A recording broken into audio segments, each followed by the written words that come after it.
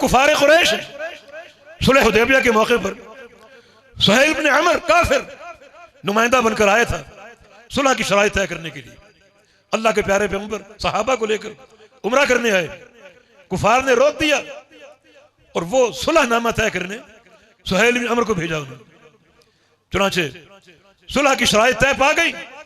अब उसकी तहरीर का वक्त आ गया कि तहरीर कर ले इस मुआहदे को। तहरीर शुरू हुई। क्या लिखा गया? हादा मा क़ाज़ा अलैहि मुहम्मद रसूलुल्लाह व सुहैल इब्न अमर।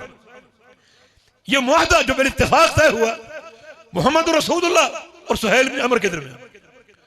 सुहैल फट पड़ा, बोल पड़ा, हम रसूलुल्लाह नहीं मानते, इसको मिटाओ, मोहम्मद बिन अब्दुल्लाह लिखो, हम रसूलुल्लाह नहीं मानते। आगे जुमला काबिल गौर, लौ अलिमना अन्नका रसूलुल्लाह लत्तबअनाका। यह फहम, अगर हम मान लें कि आप अल्लाह के रसूल हैं तो आपकी इत्तिबा हम पर फर्ज हो जाएगी।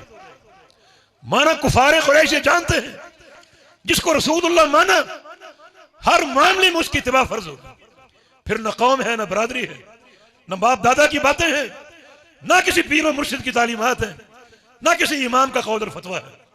रसूलुल्लाह के मुकाबले में आज का मुसलमान कलमा को है।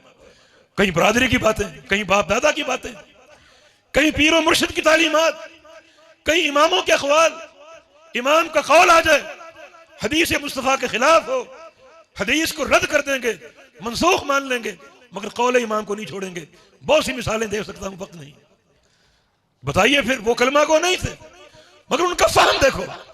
हम कलमा को हैं, हमारा फहम देखो।